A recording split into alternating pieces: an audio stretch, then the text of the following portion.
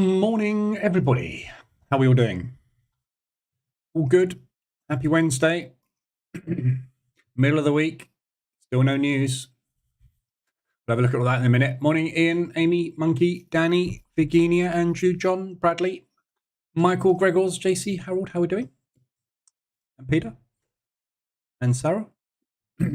Anybody else? Alistair? I'm not going to carry on saying names. Morning, everybody. So a quick look at overnight news to start off with, or rather the news for today, etc. So this morning we've had the New Zealand inflation expectations, which are coming out as a lower than anticipated quarter on quarter. If you look at the New Zealand dollar today, not a lot of movement off of that. As I said yesterday, you don't tend to get a lot of movement off of that number. So pretty much as usual with that one. So all we've got today is Bailey and Powell. So 9:30 this morning, we've got Bailey speaking, and 2:15 we've got Powell speaking. So that is your news today. May or may not do anything. Obviously, with talking heads, it's completely random as to whether or not it moves anywhere. So I would say, again, no news day. So another no news day today. Tomorrow's the first main news, which is the unemployment claims. We got Powell speaking again tomorrow evening. He's unlikely to say anything there because obviously whatever he says today, it's unlikely that is going to be different. So this is the most impactful version of Powell's speech this week. And then we got GDP on Friday. That's it, basically. So no news again today. Might have another slow day. Overnight, not a lot of news either. We've had the Germany CPI figure come out as expected. So again, nothing new. There's some movement out of UEDA. If we think there's a strong chance of real wages in turn, blah, blah, blah. So it's just wage-based stuff. But yeah, nothing really impactful over the FX side of things because that's all calmed down. That's it. We had Logan last night saying some bits and pieces, but yeah, so no news. Good day yesterday in the end. It's a very difficult day. It's been a very difficult week this week on the indices so far. Very light liquidity, very light movement. Very rangy and tight. A lot of wicks, which is obviously what kills most people when they're trying to scalp. But did 2.26% yesterday in the end. So the DAX was difficult yesterday, but the US indices managed to get out of all the hedges yesterday quite nicely. So got hedged there, exited that one up there. Got out end of session. NASDAQ, that one got out a bit quicker after that big rally. So we were looking at this in the live room. There was a 3-bar reversal there yesterday. There. So big push up, pause, pull down. So exited the long, got in short, got out of that one. And the Dow was a clean break, wasn't it? Yeah, Dow was a nice clean one. So Dow was very nice clean break, straight in, straight out, profit. So all good. DAX this morning, we've got a big gap down. You can see how this is the DAX basically at the moment. Not good. So looking at the DAX today, obviously big gap down, gap fill to the upside to do, which will be, if we can get a trade on that, be a nice 2-hour upside. Some fib on there. The DAX, obviously where we are at the moment, we're down here. We're right at or towards yesterday's low. So we've got that reversal. So I said, I said Monday and yesterday, I think, we've had a big, strong 5-day rally on the DAX and all the other US indices as well. So it's time for a pullback. So we've got the reversal alert yesterday on that. There's your reversal starting. That's your retest. So potentially a little bit more of a pullback today on the cards on this move here. We've gapped down though. So the logical thing to do would be to run up and get the gap fill. Same play as yesterday, run up, do the gap fill, and then obviously you can do what the hell you like from there. So it's quite a big gap though. We've had some positive stock earnings overnight for the FTSE, for some UK businesses. So if the FTSE rallies this morning, we might get some of that traction on the DAX as well. So we'll see where we go. But big gap down. So initial play upside. Downside, you're looking at yesterday's low, which is pretty much where we are. So if we break the downside today, which is there, we haven't really got anywhere to go, but kind of that accumulation, which is pretty much ADR. So if we break the downside today, it's clear air all the way down to ADR. We've got a tiny little gap fill there on the DAX as well, which is about 3/4 of an ADR to the downside. But either way, if it breaks short and it decides to rally out the lows, it's going to hit target easy. Upside target should be 2R as well. So it should hopefully, as long as we get volume today, we should hopefully get a clean break, but we'll see. Who knows? No ADRs, no weeklies, no monthlies, nothing to look at on the ADR dash. Nothing's moved overnight. RSI dash, totally flat. So there you go. That's the morning. Have a good day. There's nothing to look at in FX. Today, I've got the doctor phoning me this morning at some time between 8 and 9. So I'm going to have to take this call between 8 and 9. So what I'm going to do is I'm just going to pause, well, not pause everything, but I'm just going to stop, basically. I won't stop the stream. I'll just mute the mic and go and take the phone call. And then I'll come back after the phone call. It shouldn't be long. Usually with the doctor, it's like, okay, come and see me. That's basically it. So it's usually like a 5-minute phone call, if that. Just to let you know. So if you come on after going to make a cup of tea and you see an empty chair, I haven't been abducted by aliens. I'm just on the phone. Morning, everybody else. I haven't said morning to yet. Stevie, outro, all that lot. Right, let's get ready for the open. So we got 30 seconds to go. We'll see what happens this morning. The $750 account is doing very well with the SIHEA, up 38% so far. 27% of it this month. So done 0.25% this month. I'm on target for 100%, doubling the account. Not going to happen. Would be nice. Okay, markets open. Oh, DAX has gone short very quick. Nice little bit of slippage there. There's some volume this morning, look. Nice to see. Very whippy this morning. A lot of volume coming in today. You're going to go straight up, aren't you, and fill that gap. Look at that. Straight off the pre-market low. Don't do it, DAX. Going to do it. It's going to be a hedge this morning. Okay, so this morning's play is going to be the gap fill short. So I'm going to get hedged on this. So when it gets hedged,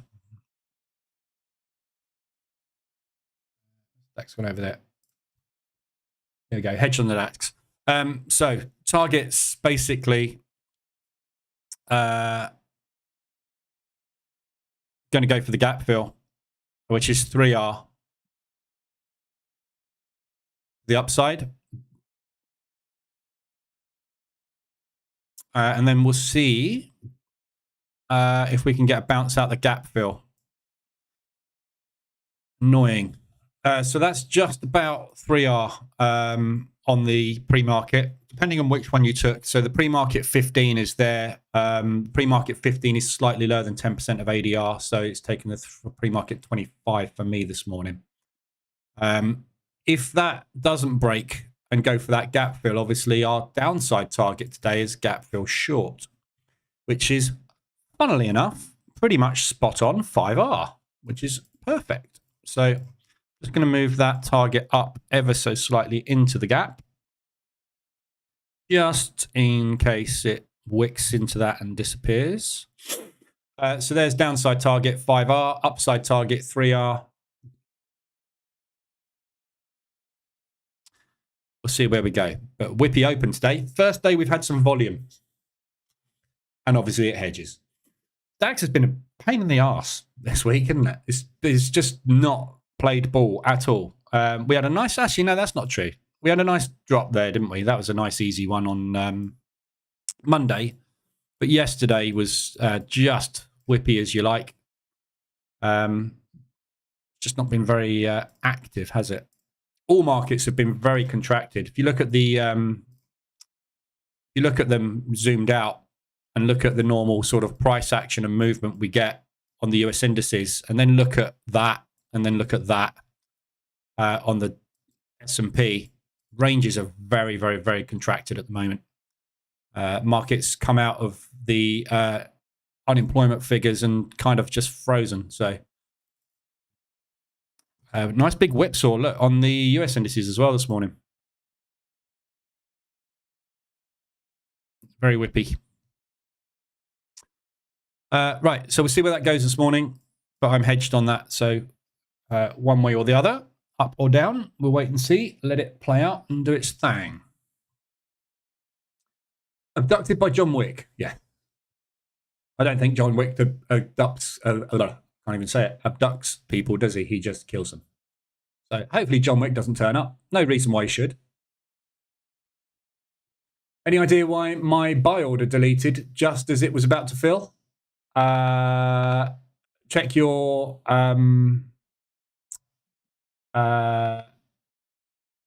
journal, but I suspect you didn't have the available margin. So if you have a pending order, you can place as many pending orders as you like, regardless of what your margin is. When it gets there and it's about to trigger them, or when it gets there to trigger them, it can't trigger them. So check your journal. You've probably got no margin available. The EA doesn't delete orders, so it wouldn't be the EA doing it. The EA will only ever delete a pending order when order in the opposite direction is closed in profit. So the EA can't, unless you closed something manually using the same magic number, in which case then it would do that.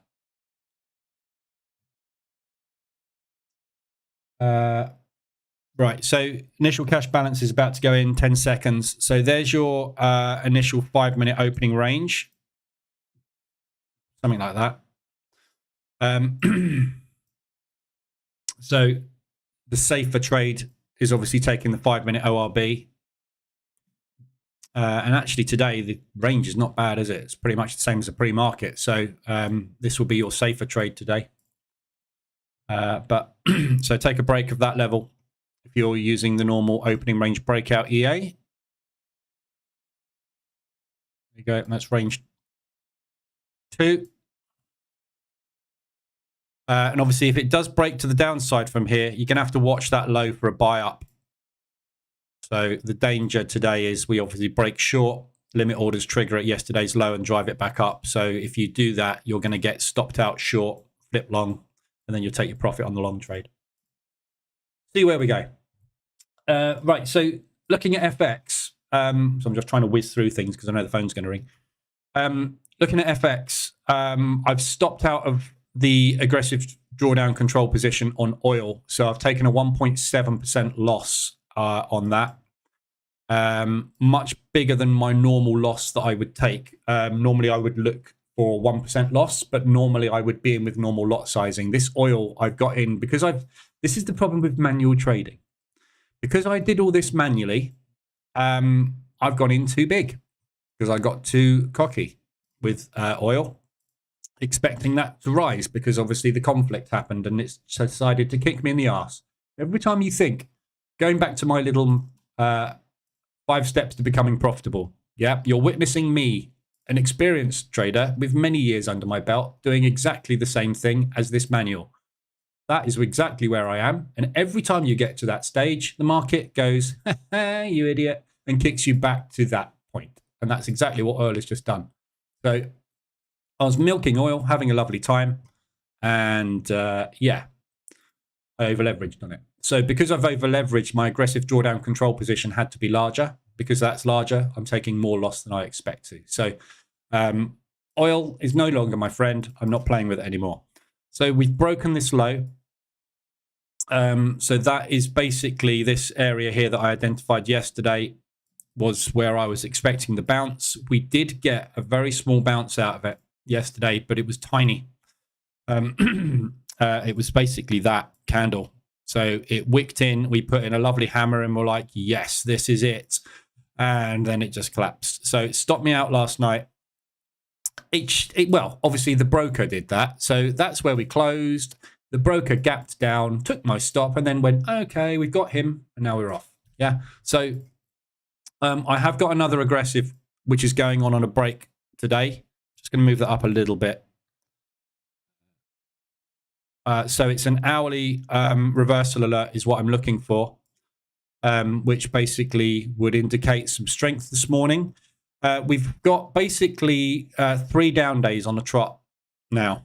That one is kind of a shooting starry type. And then we've got a lovely big down day yesterday. So today is oil inventories at 3:30. So the reason I'm having one more crack at this today, and it's going to be a tight stop. Yeah, it's not going to be a lot of risk. It's going to be small risk, high risk because it's a small stop loss. Yeah, so stop loss is going there. At the moment, I mean, obviously this could change today, but so stop loss is there. It's 0.7% risk. We've got oil inventories today. So if I can trigger a trade before the oil inventories happen at 3:30 and it's in profit, I've got the option of breaking even on that position. So that's my hope today, is that we get this triggered at some point during the London session. And as we go into New York, I can get this to break even. If oil inventories then decide to tank oil, there's no risk. If oil inventories pump oil and we start to undo this move and do start to make that rally up to $100,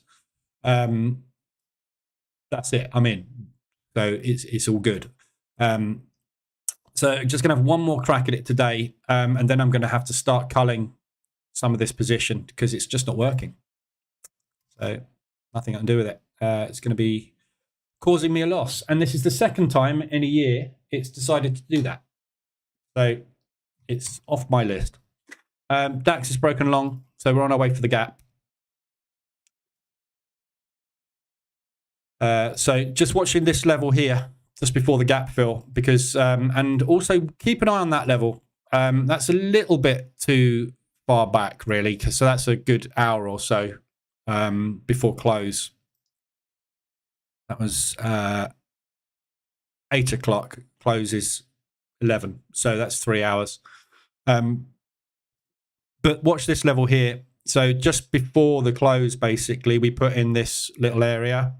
That's the actual close, but I would class any touch in that zone to be a gap fill complete. So just watch it. It doesn't have to go to the pip.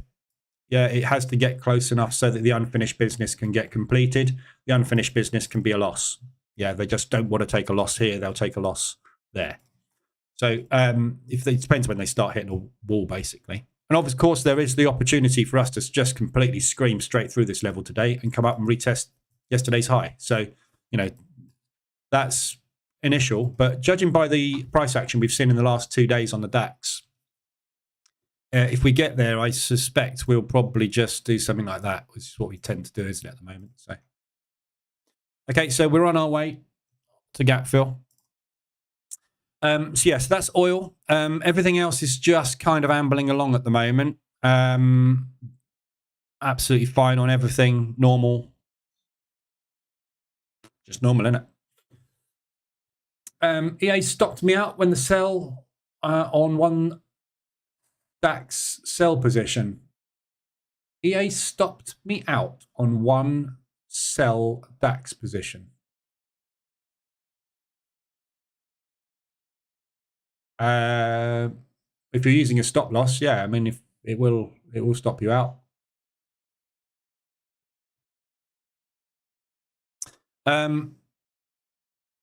Right. So yeah, I'm going to run through everything that I've got on this morning. There's nothing else to look at today. Literally, there's no ADRs to look at. Price, nothing's gone anywhere.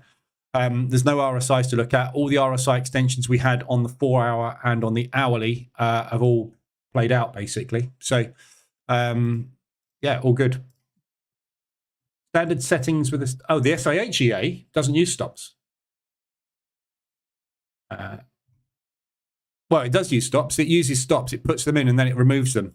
If you didn't get your stops removed, the EA is stopped halfway through operation. Again, speak to your broker. There's nothing I can do about these brokers, right, that screw with EAs. There's people that have got some brokers that will not let them trade micro lots, which can't use.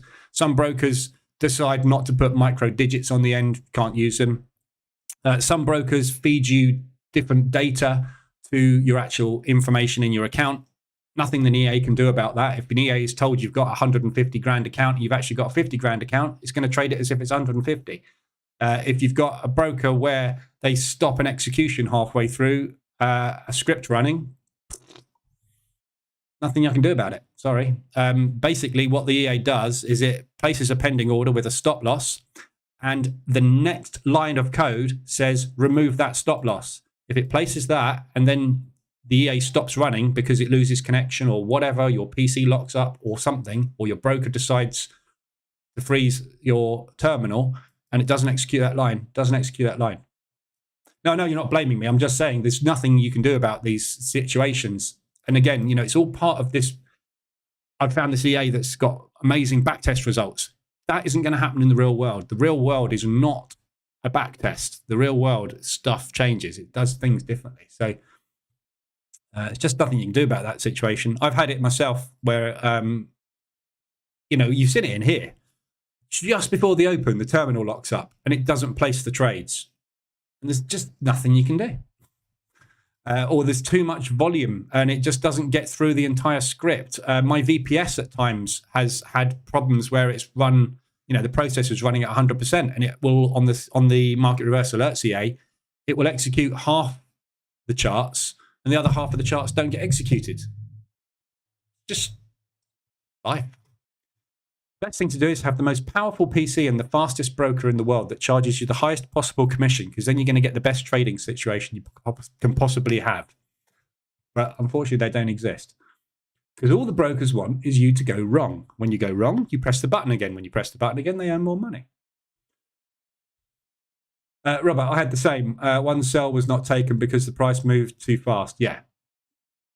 Yeah, I mean, if price, again, price moves too fast and it can't, some brokers will, and there's in the EA, there's a slippage variable, basically, which is set to 4.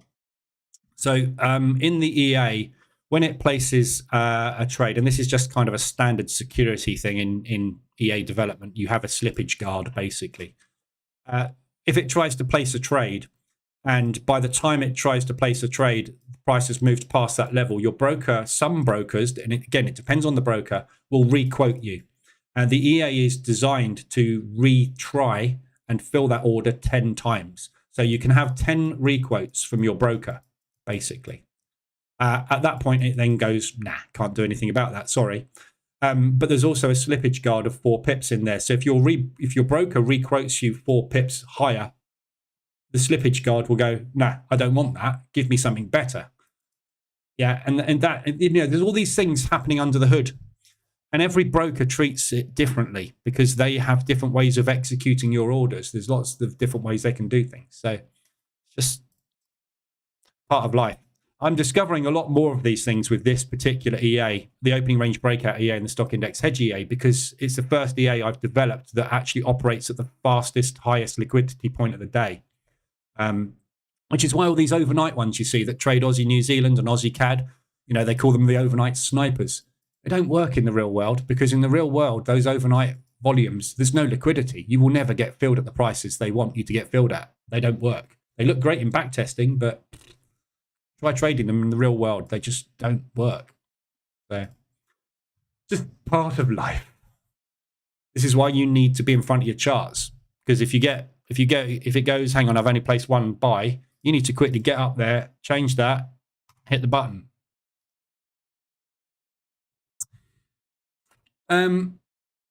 Sometimes you get positive slippage as well. Every now and again, you get slipped. Like today, I got negative slippage, look. And I got positive slippage today. Look, and I didn't got negative. Sorry, that was where I was meant to get executed. That's where I got executed. So one of my orders was a negative slippage. Every now and again, they'll give you a positive one where you actually make an extra couple of pips, but it's very rare. Because obviously they don't want you to make more money because that means they're losing. Could argue then that manual is the best. You could do, Wayne, but I'm talking about sort of, I don't know, maybe 1 or 2% of trades has this problem. You've seen me in here every day. This is executed fine for me. It's executed fine over there for weeks, no problems. But every now and again, you get an issue. So as you know, I'm not an advocate for not trading. Yeah, if you want to buy an EA, sit on a beach, good luck. It's not going to happen. If you want to buy an EA to partially automate yourself, that's what my products are for. They're not for people that want to find the Holy Grail and buy a Lamborghini. My products are so that I can sit here and execute trades instantly on 3 indices at the same time without having to do any maths. That's what my products are for, not for stick it on a chart and go and do something else. Different. That's what all the ones on the MQL5 marketplace that promise to sell you something that will earn you 3 or 4 times the size of your account in a week. That's what they do. And they don't work. They look good in backtesting. But again, as I said, backtesting is just not forward testing. It's different. Also, just use the ORBEA for execution. Yeah. Or you could use the Price Action Toolkit, don't forget. If you want to trade manually, the Price Action Toolkit is the reason I built the Price Action Toolkit before I built the ORB and the SIH EA were for that exact scenario. You press the buttons and it just does everything for you. That's the whole point of this, is just so that you can do things quickly. That's what MQL products are missing. MT4 and MT5 are missing any kind of fast execution. If you want to place an order, you've got to go up to there. You've got to get your calculator out, adjust the lot size and calculate the lot size. By the time you've put that in, got to there and pressed the buy button, price has gone somewhere else. Or magic keys. Yeah, outro, if you've got magic keys, you could use magic keys.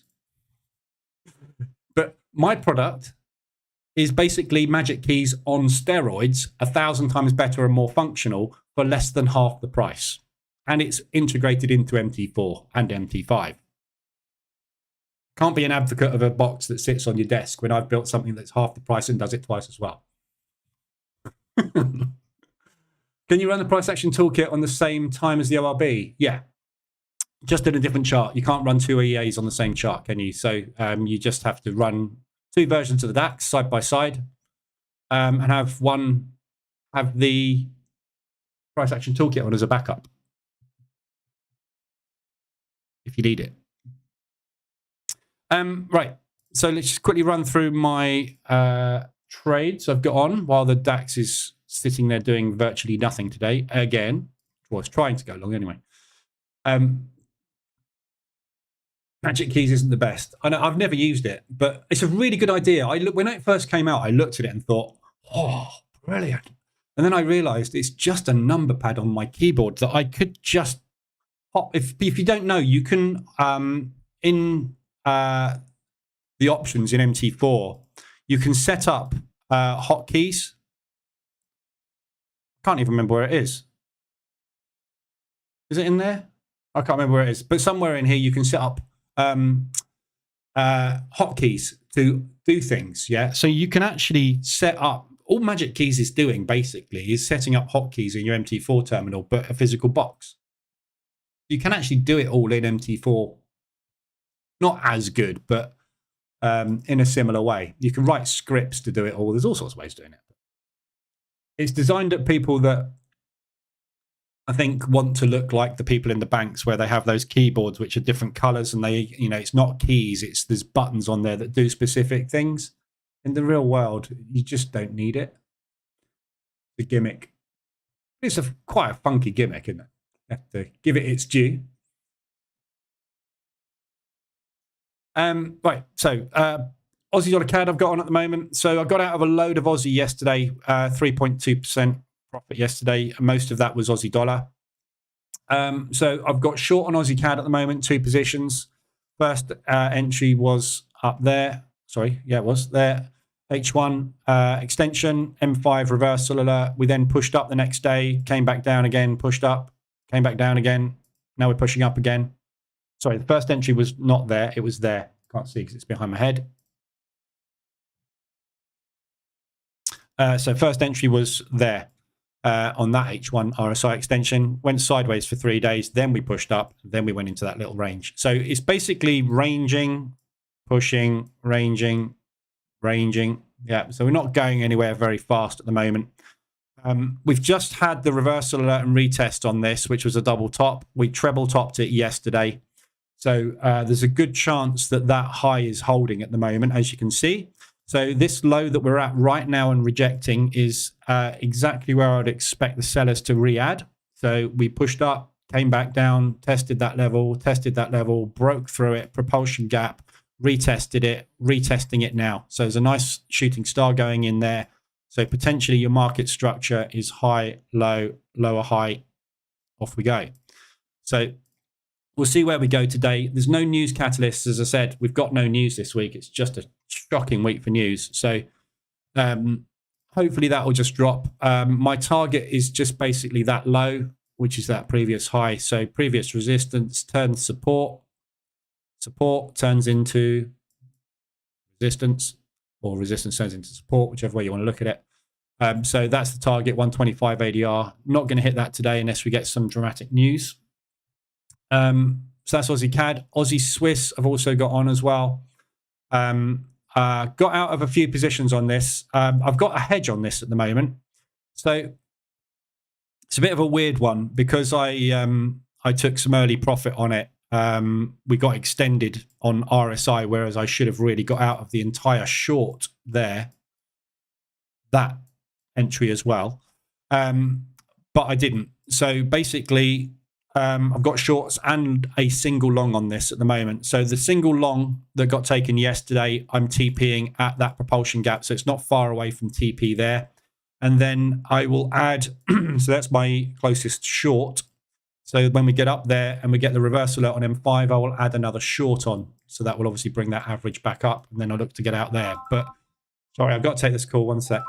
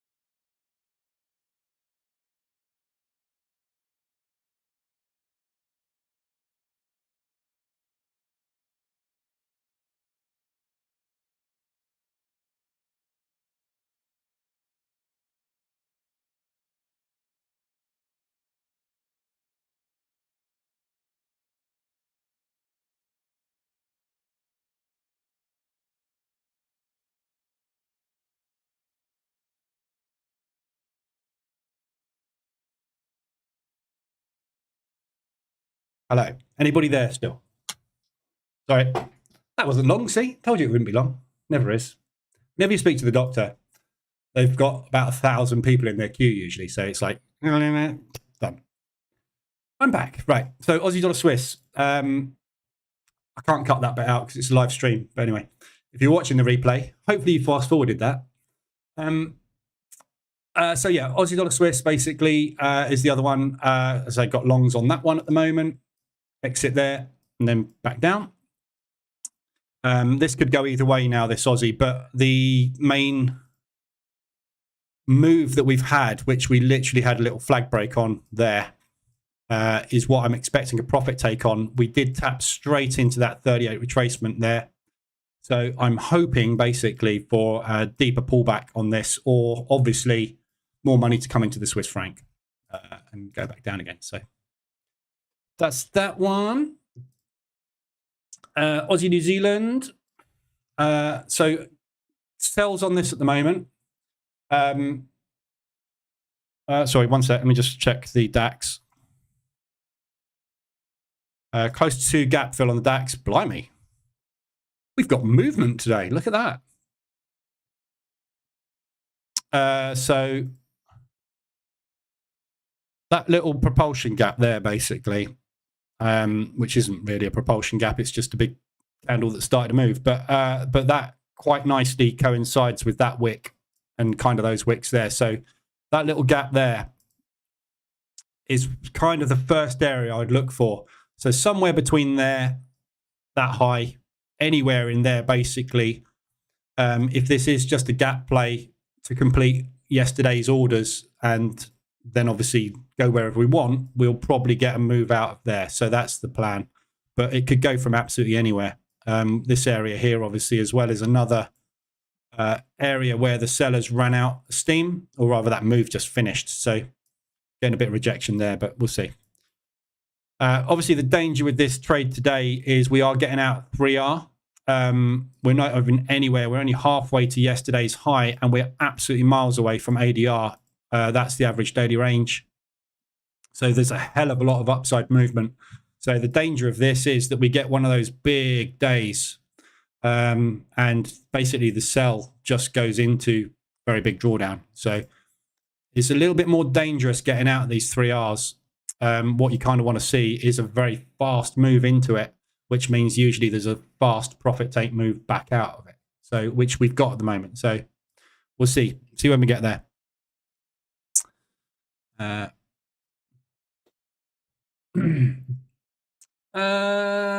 Got to admit, it does look pretty cool. Was that the magic keys? Yeah, it does look very cool. Magic keys. But it's just, you know, it's one of those things you'll use and you go, oh, this is brilliant. And you realize it doesn't make you profitable. It just executes the buttons. That's it. It doesn't make you profitable. Having magic keys is not going to improve your profitability in any shape or form. If you've got a crap strategy, magic keys is not going to make it a good one. So I'm thinking of deactivating pre-market range on the SIH and only take the range of the first candle. Yeah, go for it. Test it. You'll see the difference. There's not a lot of difference. It either goes and you make money, or it doesn't go. If it doesn't go, it doesn't really matter which range you take a lot of the time. But test it. There's no right or wrong. It's just whatever every day, isn't it, really? 94 watching. Give some likes. 106? We've broken 100. Wow, that must have been because everybody's on here now going, what was he speaking to the doctor about? On the way to the gap fill, yeah. Roman, hi Bob. I think they tried to attract ATH on NQ. Hi Bob. Who's Bob, first of all, Roman? I think they tried to attract ATH on NQ. I see on tape from Friday that big sellers are bought continuously. I'm waiting for final momentum spike. Meanwhile, I play longs. First of all, Roman, why are you trading the NASDAQ in the Globex session? The NASDAQ, you trade in the afternoon in the New York session. NASDAQ's quiet in Globex. It's just bots. So not going to do a lot. And that sounds very, very complicated way of saying there's a bit of resistance up there. But anyway. On SAH, we get 2R 1/3 of the time. And if we get minus 1R on the hedge 2/3 of the time, you're at break even. So the edge of those times you get out of the hedge in profit. So on the SAH, we get 2R 1/3 of the time. I don't know. On my testing with 2R, basically, you got to understand, AZ, right? My testing was very, very, very small and limited. It's enough for me, though, because that's what I want to do. I want to get a 2-to-1 risk-reward trade in and then see how it goes for the rest of the day. So if you want to do more detailed testing, you would need to test 1R. If you want to get the data, you need to take screenshots of 1R, 2R, 3R, 4R, 5R, do the maths, write it down, spend some days on it. I don't know what the actual statistics are. Somebody asked this in the Telegram group yesterday. I don't know. The statistics are there is an edge there on a 2R, but as you know, I'm not an advocate for what the backtest said. Right now, the EA on the backtest would not be targeting that level. It would be targeting there. I have manually adjusted my take profit today. So my backtest results are completely irrelevant and out of the window. They have nothing to do with the way that I'm trading. I'm trading based on what I know historically happens. The EA can't be taught that. I could build logic in there if there's a gap, but then how big's that gap got to be? So then you've got another variable to adjust, another variable to put more doubt into the strategy. You know, it's just too many variables, but roughly a third of the time, it's about 35% of the time, you get a clean break. Whether it goes to 1R, 2R, or 3R, I don't know. My statistics were, did we get a clean break? How far that clean break goes depends on what your trading stop was. You know, there's millions of variables. So, but if you basically, you're right in what you say. If 1/3 of the time you get a 2R and 2/3 of the time you get a negative 1R, you're going to come out roughly break even. But that's obviously pointless because it doesn't make you money, does it? So, Roman, attack. I think they attack. Oh, right, attack. Yeah. SAH with Renko is amazing. Significantly less, it enhances the results. No, it doesn't, Ryan.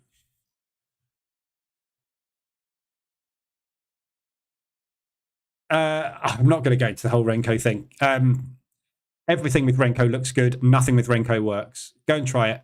Basically, what you're doing when you're switching over to Renko is you're moving from Lego to Duplo. Yeah? Taking a massive step back in your trading career. If you're going anywhere near Renko blocks, get rid of them. That's all I'll say on the matter. Robert, forget Renko. Just pretend you didn't hear that word. Yeah? Renko looks great. But so do those moving averages that change color and tell you to go long and short. They look amazing, don't they? Ever made those work? FDAX is not for me. I don't feel it somehow. I trade 2 sessions, London and US. Well, you can't trade the US indices in London. Well, you can. You can trade the Globex session, right? Good luck, because that's what you get in Globex. That's what you get in New York, yeah? Good luck making money there when the market doesn't move until 2:30 in the afternoon. You can make money in it, but it's incredibly hard, which is why you'll find in virtually all forums and Discord channels, Telegram groups, people saying, do not trade the Globex session, because the Globex session is fully automated. There are no human beings. The fact that there are no human beings means there is no speculation. The fact there is no speculation means there is no movement. What do you need as a trader to make money? Movement. Only thing you can do in the Globex session is try and catch a breakout and hope that the bots are running for a high. If they're not, you're going to get stuck in a range. And if you try and trade that range, the first or second time you might get it right. The third time it will break out and you'll make a loss. And you are going to have to wait hours to make any money because it just, look at it. Globex session has been open now for 7 hours. Don't really need to say anything else, do I? Look at the DAX. Yeah. Why would you trade something that doesn't move? Anyway, let's go back to FX. So Aussie dollar, New Zealand dollar at the moment, I have, I got out of one yesterday, on Monday. No, yesterday. Right, it's Monday night, really. Ahead of the Australian dollar rate announcement, which tanked. I'm undecided on the Aussie at the moment because obviously the news was positive, but the reaction was negative. So it's very difficult to tell what is going to happen with the Australian dollar moving forward. But we are now out of that low and we are retesting it. So we're at quite a critical point here. So market structure at the moment is bearish. So potentially a push back up into propulsion and drop is what I'm looking for here. And obviously these propulsion gaps to the downside, I'm looking to get filled. So pretty much the same as the move that we had here, where we rallied away from all this propulsion and we came up and filled that propulsion. I'm looking for them to come back down and fill that. So I'm targeting just the high of the propulsion, basically, which gets me out with a nice little profit. I've already taken some off. It's just a very long trade. Aussie New Zealand is very slow. So got shorts on that one, 3 positions. Again, everything's in kind of 0.5% DD apart from CAD Swiss. So Aussie US, long on that one. First long yesterday taken. US dollar is still very weak at the moment. Aussie dollar, I don't really mind which way the Aussie dollar goes. When the news US dollar moves, doesn't matter what the other currency is doing, the US dollar will trump it anyway. So we've got 2 bits of news coming up tomorrow with the unemployment claims and then Friday with the University of Michigan. So there is potential for this to weaken further on those unemployment figures. We had unemployment rate going up, so we should have hopefully some unemployment figures which are negative coming out tomorrow, in which case obviously that is going to weaken the US dollar, which will give the Aussie a chance to pump against it. So I'm targeting, because it's quite difficult to target this, that's really the only propulsion gap. That's not even worth being on a trade for. So I'm hoping that that is holding at the moment. And basically this structure is shifting to the upside, but potentially we could be shifting back down again. So I'm hoping we kind of do a little bit of this, just go into a bit of a range for a bit, in which case just targeting that area there. That's Aussie US. CAD Swiss. We've got 4 longs on that one. Well, I've got 4 longs on that one at the moment. Took 2 off last week at that area there, which was the right thing to do. We've pulled back down again, so I'm looking for this accumulation break of structure to hold. The Canadian dollar, I'm expecting to rally with oil. Oil's not rallying, so hence obviously we're having a bit of a problem. We've obviously had negative news as well from the US dollar, which brings the CAD down as well. The Swiss franc at the moment is gone stable. So the Swiss franc is a safe haven currency. We had the run into the Middle East conflict. We've had the run back out as the Middle East conflict stagnated. So this one could go absolutely either way. Very difficult to predict this at the moment. Averages are over 150 ADR. So just waiting to see what happens with it, really. If you look at it long term, that propulsion gap is my target, which is a 50% retracement on that move. So if it is going to continue down, I'm looking for a nice deep pullback. If it's going to go up, we're going to retest that area. That's fine. Either way, I'm looking for that propulsion gap to get filled. That's CAD Swiss. That's the one I've got the most drawdown at the moment, 1.28%, 5 positions on. So that's the deepest DD position at the moment, excluding oil, because that's a manual cock up. Euro odd. First short on that one, that's in profit at the moment, targeting propulsion. Just going to target the middle of that propulsion gap. So that's on its way to target. Euro New Zealand, again, very much the same as the rest of the Aussies. This could go either way. The New Zealand dollar moves with the Aussie, so it really depends which way the Aussie is going to go next. So 3 sales on that one at the moment, looking to target that level there. I've taken 2 off in profit. I took the long off yesterday because we had an RSI extension, so that was a straight in, straight out profit yesterday. So this has already paid me 3 times. I'm looking for a move back down into this area here. It would make more sense to target that propulsion gap, really. So I'll keep an eye on this. If this structure is going to hold, we're getting the bounce basically. So that is your range. Yeah, we've broken out the range. We've retested. Yeah, we're forming a new range. So we should be able to get back down to there again. But if this market structure is going to hold short, that's what we're going to get. That's what I'm counting on. So, but I'm going to eyeball it here because this accumulation here, which we broke out of, is potentially where we might find some buyers. And if this is a leg up, that's what we were looking for, won't we? So that's quite a key area to watch when we get down there. Euro New Zealand, Euro US, single on that one, TP 50% of the move.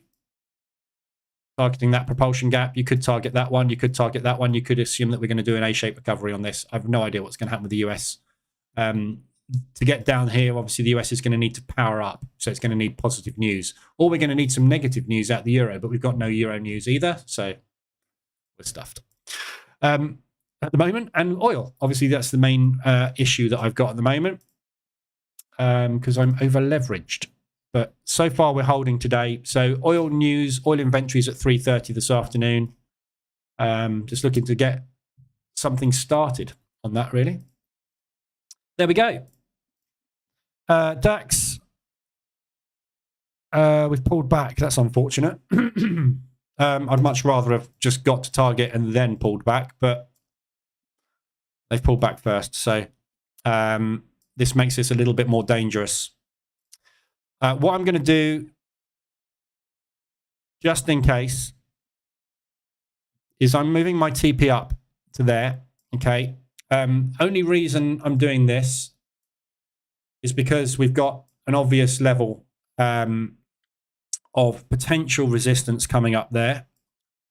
The fact that they've just pulled back and profit take.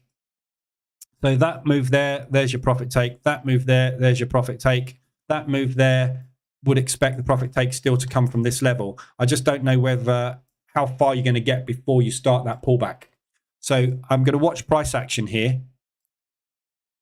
And if it does start to pull back from that level, I can manually close these out. But if it screams through them, I don't want to take profit there when I can get a profit here. So I'm just going to move it up slightly and just watch price action over the next 10 minutes or so as we get up into that level.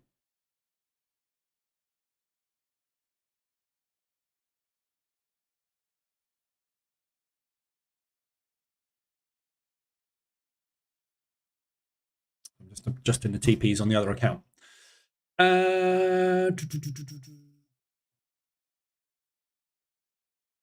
I have 6 pips offset for orders on the DAX today. I haven't got hedged.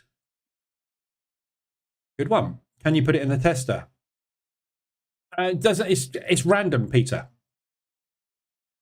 How far it moves above is a random act. So yeah, some days the 6 is going to be better than the 3. Some days the 3 would be better than the 6. Some days you should have used 10 instead of a 5. It's not going to give you any data apart from confirming the fact that sometimes it's better to do it than others. That's all you're going to get out of it. I'm not going to give you any data that's going to be any relevance because what's happened in the past with your spread above the range isn't going to be repeated in the future. So today, my orders were 30. If I'd have used 40 today, I wouldn't have been hedged. What's the difference between 4 and 6? 2. How does that help you in the future? Doesn't. Random. If you go with a wider So think about this, yeah? I've taken the pre-market range from here today, right? If you'd have used a wider offset today, what would have happened? You would have had your orders maybe there instead of there. Okay? What's that? The 5-minute opening range. So instead of using the pre-market range and a wider offset, why not just use the 5-minute opening range? Because it's not often you get the 5-minute opening range being something like that, is it? The 5-minute opening range normally triggers an entry off of the pre-market range. So just use the opening range if you...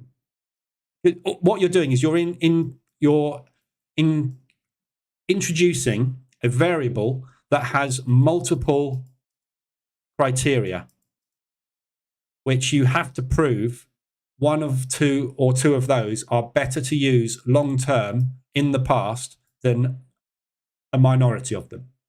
By doing that, you'll probably find it reproduces the same result as the test if you just took the 5-minute opening range.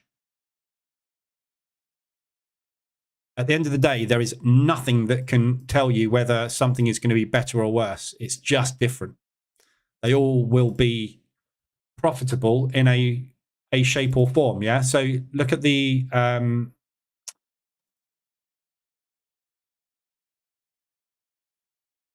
wrong spreadsheet. If you look at the tests, all you're going to do is you're going to introduce another column here, which will have different variables in, but all of those variables will still produce results, which are, you can't see that because I'm way off the screen.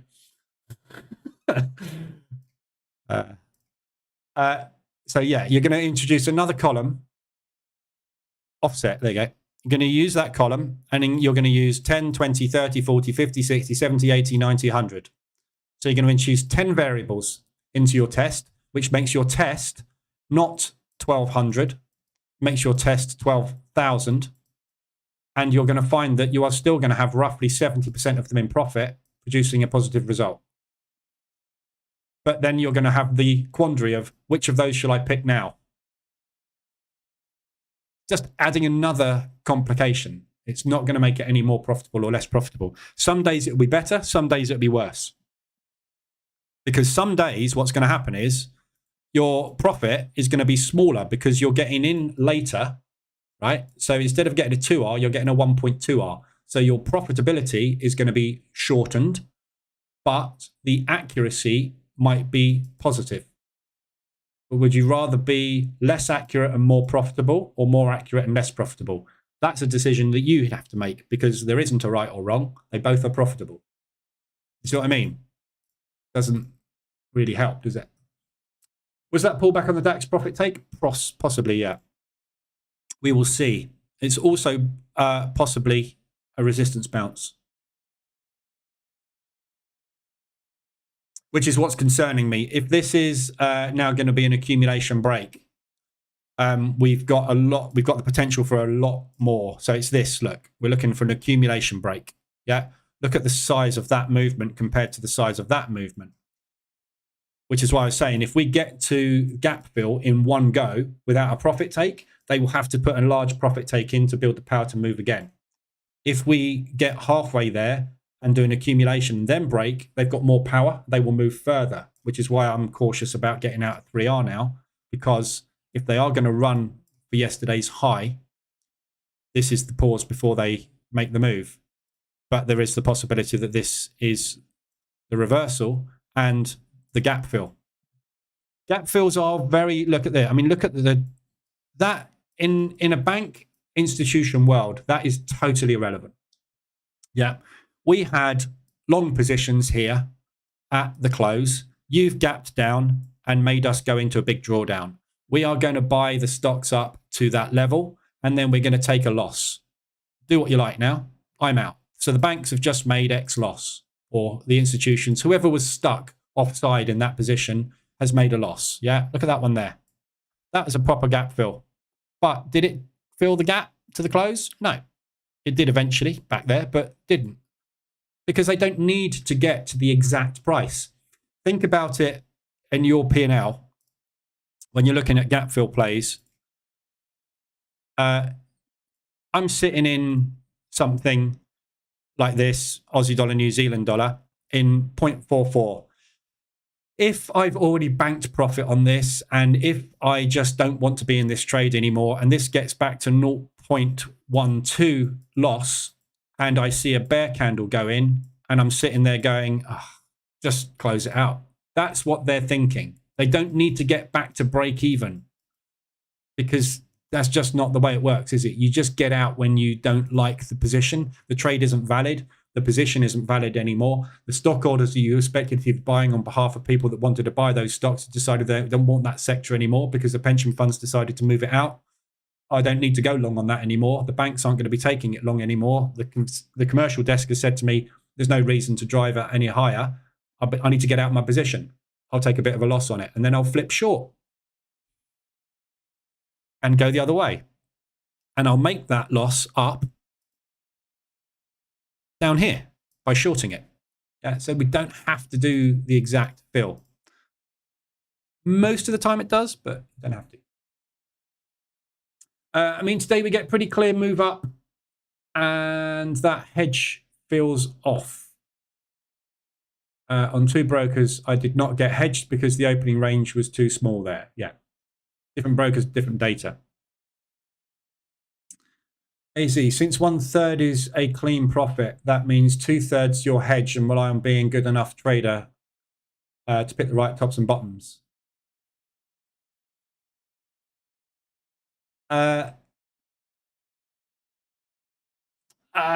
You don't have to adjust the TPs. No, of course you don't. In the back tests, 1/3 of the time, roughly, you get clean breaks.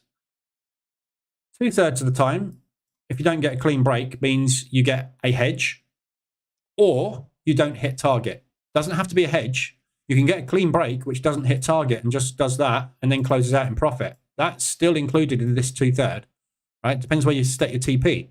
You get a clean break today and your target was 5R and it closes out here. My data shows that as a clean break. But there's a 2/3 of the time where, you know, it's, you have to go and watch the video again. But 1/3 of the time you're going to get hedged, 1/3 of the time you're going to get out of those hedges, and 1/3 of the time you're going to get a clean break. 1/3 of the time you're going to make a loss, roughly. That's what the backtesting shows with what I used, which is a very small set of the tens of thousands of parameters you could possibly use. So I can't stress it enough. I can't build you an EA that just makes money. There isn't such a thing, because there's no way of seeing. I don't know where this is going today. Could go there. It could hit ADR. I haven't got a clue. What I do know is that movement doesn't go in a straight line. So therefore, if you find levels and you get a profit take, you can usually get out. I would say more like 75 to 80% of the time. The rest of the time, you can re-hedge it if you want to, or take that loss, whatever that may be. But you're quite right in what you say in your next comment, AZ. That's pretty stressful. Welcome to trading. As I say, fighter pilot, brain surgeon, trader. I liken them pretty much the same thing in terms of stressfulness and difficulty. Compared to the market reversal on FX, where you could give a monkey, you couldn't give a monkey's where price goes. No, well, this is the thing. You're trading low time frame here, aren't you? You're trading algorithmic movement. You're trading chop, and this goes up and down a lot during the day. Yeah, all of this movement that we're seeing is utter random mess. You flick up on the DAX to an hourly chart, everything becomes clear. Yeah, there's no algorithmic choppy mess. It's just smooth movement up and down. Of course, it's easier on higher time frames. But look at the difference in profitability to the 38% I've produced on scalping. You are going to make a lot more money because you get a lot more bang for your buck on low time frames, which is why everybody's attracted to wanting to do it. But it's 10 times more difficult to do than it is with everything else. Everything on higher time frames because everything's clearer, but everything's slower. So where I can make here, I don't know what the P&L is on it at the moment.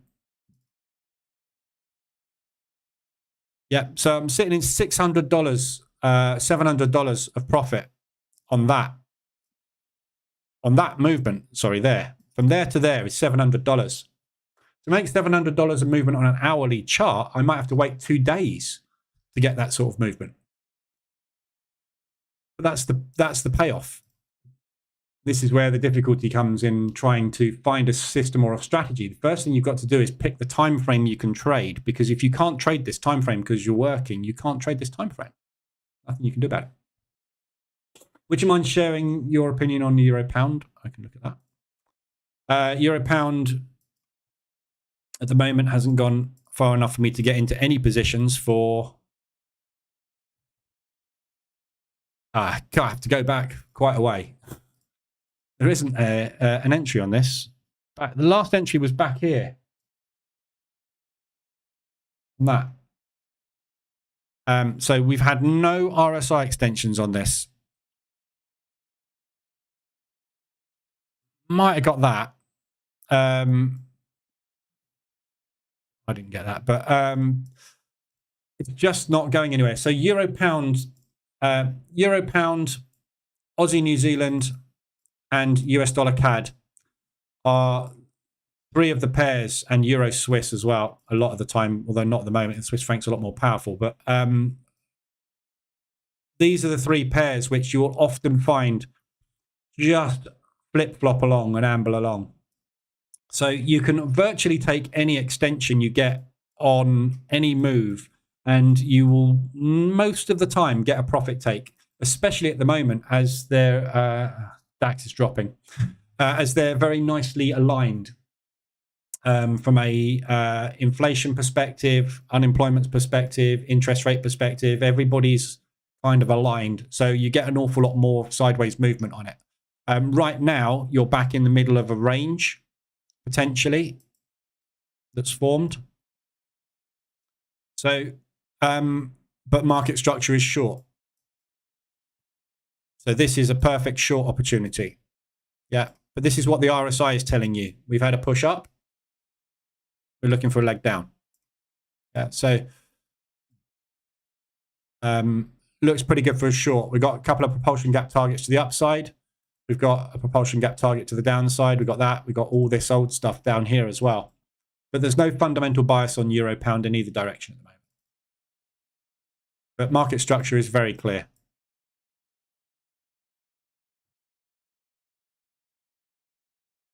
But is that going to be the reversal where we get the pullback long to come and retest that range high that we're forming?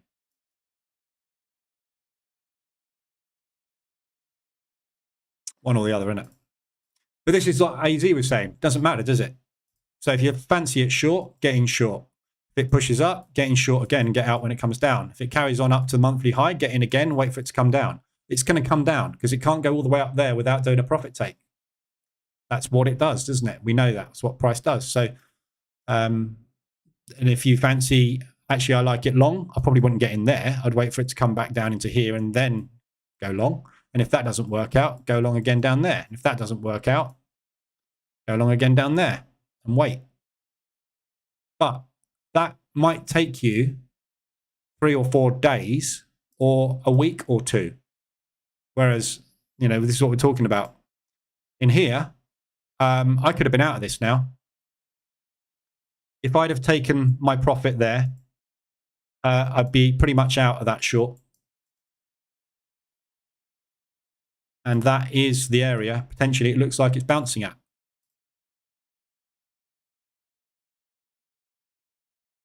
But that might be the move that we're looking at as well.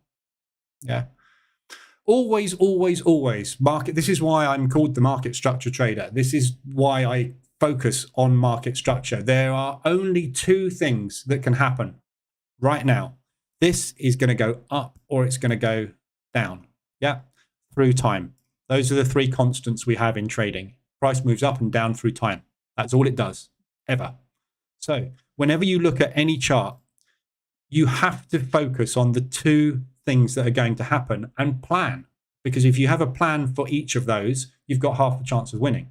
So this is either going to be bullish market structure and we're going to complete the gap fill or test yesterday's high, or we are seeing the start of the reversal today, and that is a resistance bounce, and we're going to push down and put in bearish market structure. I can guarantee you with 100% certainty, one of those two things is going to happen today. You've always got a 50-50 choice. Yeah. So as long as you can plan a trade that has a higher reward than its risk, you have a chance of making money today. That's it. Whether it happens or not, no idea. So for me at the moment, I personally think we've probably got a little bit more upside on us. So I'm going to leave that target there. I'm going to watch closely price action when we get there. If we don't get there, what's going to happen is we're going to break out of this low. Yeah. So what I will look for when we break out of this low today is a break, pull back, and I will exit my longs and then go for a run down. Or I can wait for price to get down to here and then go long. But that's my plan. But I've got all day to execute this plan because at the moment I'm hedged, and the worst thing that can happen to me is $886 a loss. I don't know which way it's going. But those are my plans. I've got the plan. Those are my plans in place, and that's what I'm going to do. One of those two things. I don't know which yet because I've just got to wait and see. Peter, thanks for your explanation. This is why I like you. What? Just because I explain technical stuff. I always think I cracked it, and then you prove I know everything about the call. It's not. This is the whole point. This is why I go on about system parameter permutation tests. This test, this methodology of backtesting is the most important thing in trading as far as I'm concerned. Yeah. Because what this tells me, yeah, I've done 1,200 tests of the stock index hedge strategy on the DAX, yeah, closing at the end of the session, yeah, using different trailing stops, different take profit targets, different loss recovery targets, and different aggressive hedge strategies. Yeah. What this test tells me is it doesn't matter. You're 70% of the time, you could flip a coin, pick any one of those parameters at random, and you will make money. Yeah. And it's exactly the same with the offset. If I introduce the offset into here, I'm just going to increase the number of tests. But it all still works. It's just that some days, on a Monday, if you'd have used a 4, you wouldn't have got hedged. On the Tuesday, if you'd used a 4, you would have got hedged, and you'd be saying, I should have used a 6. And if I used a 6, I'd have been well in on the Monday and the Tuesday. So you change it to a 6. Then what happens on the Wednesday is the 6 gets you hedged, and you go, maybe I should have used that because then I would have made more money. And all you'll do is you'll flick around between those three making money. None of them are going to be any use to you because none of them know what's going to happen. So therefore, what's the point in using them? Yeah. Every system and strategy you find out there that works is simple. It's a case of it goes up or it goes down. If you have a higher R value on that than you have on that, you will make money. That is all that happens in trading. It's a totally random price movement caused by algorithms in banks that has no way of predicting the future. So all you have to do is come up with a way to extract some of that money, either by position trading and going, I couldn't give a monkeys, it's going to come up and down at some point in the future, or having a strategy where you've got half a chance of price moving fast enough to get you to a point in time that you can actually make a profit. Those are the only two ways you make money in this market. You can put as many indicators as you like on the chart. They're all going to tell you the same thing. Price goes up and down randomly. And they all tell you the same thing. What's happened? How's that help? Doesn't. Only thing that can help is if John Wick was to invent a crystal ball and suddenly be able to read the future. And if that was to happen, I'm selling it.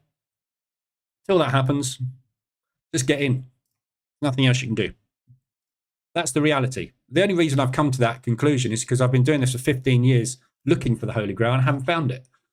So if I haven't found it in 15 years, I'm pretty sure no one else has found it either. And, you know, that's just the way it is. Just got to bring yourself back down to earth and, you know, it's all about repetition. You think about everything that you do in every job in life, every job that's complicated in life. And as I said, like fighter pilots, surgeons, anything that's complex and requires something very difficult to learn to be done expertly, what do? Do it 100 times. Yeah. When you're learning to fly a plane, if you want to take your PPL license, what they do is they get you up in the air and they tell you to do a load of touch and goes. And all a touch and go is where you bring your plane down, you go onto the runway, you don't stop, and you take off again. You come back down, you touch the runway, and you go. You come back down and touch the runway, and you go. You repeat that 25 times, and all of a sudden, your approach is fine, your takeoff is fine. Your approach is fine, your takeoff is fine. If you trade enough, you will hit the button and realize it doesn't matter what you do. If you repeat the same thing over and over again, it will work. That's all you have to do. And every time you change something, you're changing your system. You are going back to square one every time. Every time a parameter changes, you're retesting. You're going back to square one. You're changing things. Something that works when you can constantly change it will stop working. And that's what backtesting tells you. And the system parameter permutation test tells you. It doesn't matter what you choose. It's all random. As long as the profit is higher than the loss, that's it. You have no control over the string of the profit. You have no control over the string of the loss. It will just happen randomly. But if it's bigger than the loser, that's it. That's the way you use stop losses or hedging. If you're using position trading, you just don't use a stop loss, do you? Yeah. With a position trade, we know that the market goes up and down. So this thing here has gone up and now it's coming down. If it doesn't come down far enough and it goes up further, I'll get in again and wait for it to come down because it does. And I know that because I've seen it 1,000 times. It's done it here. On this one chart, it's done it 1, 2, 3, 4 times. On this one chart, and this is only an hourly chart going back to July.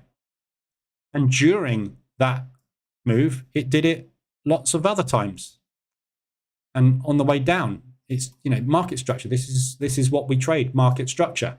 We can't predict the market structure, but we know the market structure is there and it will be there. So if you can't predict it, you just have to get in and wait for it because it could take a week, it could take a month, it could take 2 days. We've no idea when the structure will happen, but it will because it's always happened. I have no way of predicting when to get into any market, but I have a way to extract money out of it because I know how it moves. That's all you need to learn. We spend our entire lives as traders trying to find the holy grail strategy that makes money out of the market. What you need to realize is you can't find that. You have to just take money out of the market when the market gives it to you. Everybody's trying to force the market to give it money by getting a system or strategy to extract money. It doesn't work. The market has to give you money when the market's ready. And as you don't know when the market's going to do that, you just have to wait. And the only way to wait is to use a risk small enough to allow you to get that money. If you use too big a risk, you will get blown. If you use too close a stop, you will get stopped because the market doesn't care about you. The market moves because the fundamentals of currencies throughout the world change. I'm just going to put a break-even stop on my Aussie Swiss long. Just in case that's happening. There's no point in taking drawdown on that. I'm just going to get out of that because I'm short already and the distance between my long and my short is virtually nothing. So there's no point in taking a loss on that. And there's also no point in taking a profit on it because it's $100. It's just not worth it.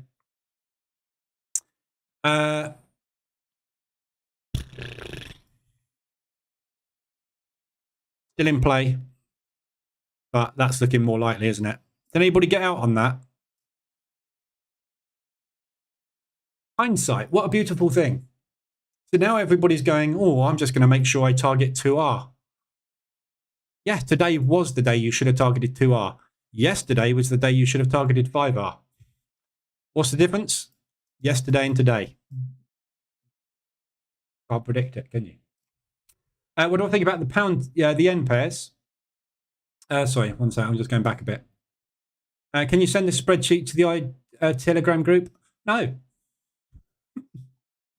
I can, but what's it going to tell you? Nothing, Robert. Do your own back testing. Confirm it for yourself. Don't use somebody else's back test. If I give you that spreadsheet, all it's going to do is show you a load of stuff on the screen that you're going to go, ooh. Test it yourself. Discover it yourself. Put the time in. Morning XR@news. What do I think about the yen pairs? So yen pairs, basically, at the moment, I have no clue at all. I'm not trading them because I just don't know what to do with them at the moment. I've lost faith in the Japanese government and their ability to manipulate this market. They've tried multiple times and they can't. They're stuck. They just, for some reason, the market is not listening. I want to short it, and I tried to short it, and I got stuck in it for weeks and hemorrhaged cash because the spreads, the overnight swaps just killed me. So I'm leaving it alone at the moment. I still think everything should be a short because if this drives up, we will get another attempt at intervention, but every single one so far is failing.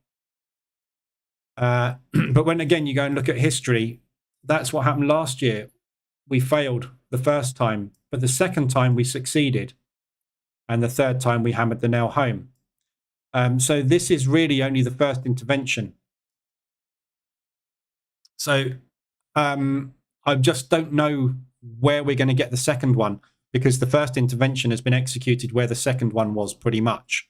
So, and the fact that that failed gives you faith that yes, they can do it, but I just don't have the faith in it at the moment.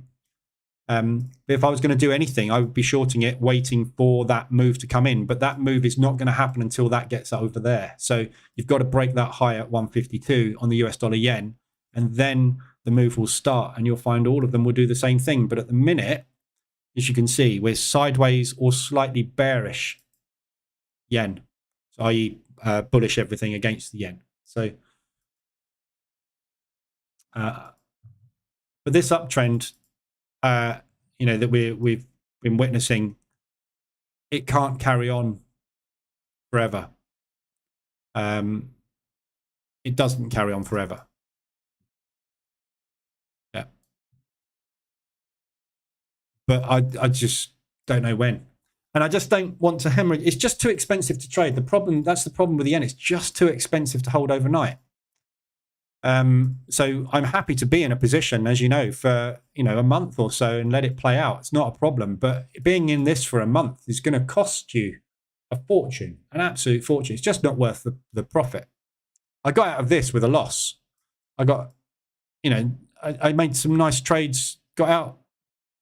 Normally, this would be a lovely profitable trade, but it wasn't. It was small loss. Not a lot, but it was a small loss because the swaps were over $1,500 to hold it for a month. It just wipes the profit out. So it's just a waste of time. But yeah, it's more of a short than a long. Everything against the yen. For me anyway, but what's the realistic expectation of a 30-day period trading daily with a starting capital of $100? I don't know. I couldn't tell you. I don't think you can. What's my average P&L? Depends what strategy you're trading. 15 to 50%. How does Forex trading work? Sorry, Owen. You need to go to babypips.com. You're asking questions that are way below what we're doing here. So babypips.com, start there. First of all, $100, forget that. 10 grand minimum, 5 grand minimum, 3 grand minimum. I don't know. $100, you're not going to earn anything. An average successful trader will make somewhere between 5 to 15% regularly, consistently, with very little difficulty. Yeah. So on $100 account, you'll be earning somewhere in the region of $1.50 a month. You can live on that. No, it's not $1.50. It's $15, isn't it? Sorry, $15 a month. So if you can live on $15 a month, go for it. If you need to earn a few grand a month, you need to multiply that by 10, 20, 30, 40, I don't know.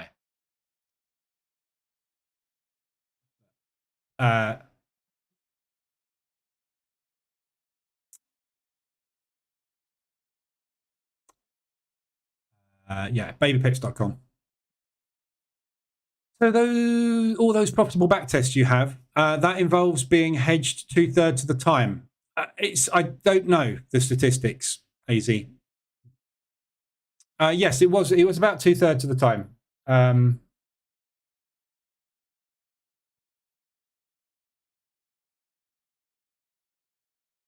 There you go. There's the statistics. So clean break, 32.87. Hedged loss, 34.58.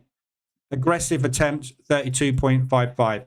Yeah, so the total amount of trades that were profitable were 65%, roughly. The hedged losses were hedged losses. That could have been anything from a $1 loss to a $25,000 loss. The statistics are just statistics. And this is just using a 2R, 5R set. I haven't tested on any others because that's enough for me to realize there's an edge. If there's an edge on a 2R and a 5R, I'm using it. If there's a better edge on a 1R and 3R, that might be the case. But I'm not doing this on full auto, so I don't need to know. I'm doing this working the way that I'm working by identifying support and resistance. But those are on the pre-market 15 using a 10 to 20% ADR range. 33% roughly of the time, there was a clean break without a hedge. Whether it hit 1R, 5R, or didn't get anywhere near it and just clean broke and then went like that all day, that is a clean break. Doesn't make any money, but it's a clean break. That is in that statistic. Statistics are just numbers that happened in the past. What is that going to be over the next? This is a 3-year test period. Oh, no, sorry. Yeah, 934. What's that? That's 3 years. Yeah. So this is a 3-year test period. So what's that going to be over the next 3 years? Couldn't tell you. No crystal ball.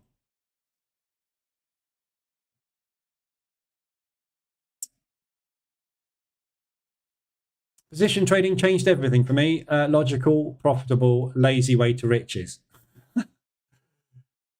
It's not lazy, it's stress-free, isn't it, basically? It's less stressful way to riches. But it's not really a way to riches, is it? It's just a way to make money. If you want riches, you need money. Money makes money. That's the thing in trading. Money makes money. If you've got a 100K account, you're going to make this more money than if you've got a 10K account. Not because you're a better trader. It's just that a 15% return on 100K is bigger than a 15% return on 10K. That's 1.5K. That's 15K. Yeah. I'm still returning 15% a month. It's just that I return more of it with that than I do with that. So the only way to riches as a position trader is to have capital. And this is what I keep saying. You can't make money without capital. You're starting a business. As Dallas has just said, started a $500 account. It took 5 months to double it. 5 months to do 100%. That's bloody good going. That's realistic. 500%. You know, I'm producing, look at this account over here. Look, 38% I've done on this account in just over a month. Yeah, but this is super high risk. This is 2% per trade. And yes, it's working, but it's not, it's done to try and double the account. I'm trying to double the account, but then I'm going to rein it right back. because you can't sustain that. You will have losses. You're double when you hit a losing run, and you will hit a losing run on every strategy. When you hit a losing run, your losses are double. Yes, you make double, you lose double. At the end of the day, you're still going to return roughly the same. It's just what your pain tolerance is, isn't it? What your how big are your balls? Basically, what it comes down to at the end of the day. You could get a swap-free account. Nope. You can't have a... Well, I don't know. I've never heard of a swap-free account.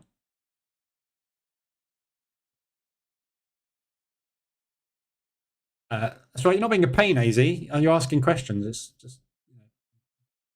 I've just been doing this a long time. It's just I'm uber skeptical about everything. That even my own testing, it's just giving me confirmation that there's something there. You don't know if it works until you do it. So I have back tested hundreds of strategies with EAs and lots of system parameter permutations on lots of strategies over the years. And they all look great on paper. When you actually go and use them, you find there's something wrong. It's whether or not you can iron out that wrong thing, because the back testing won't show you what the problems are. The back testing will show you what the results were.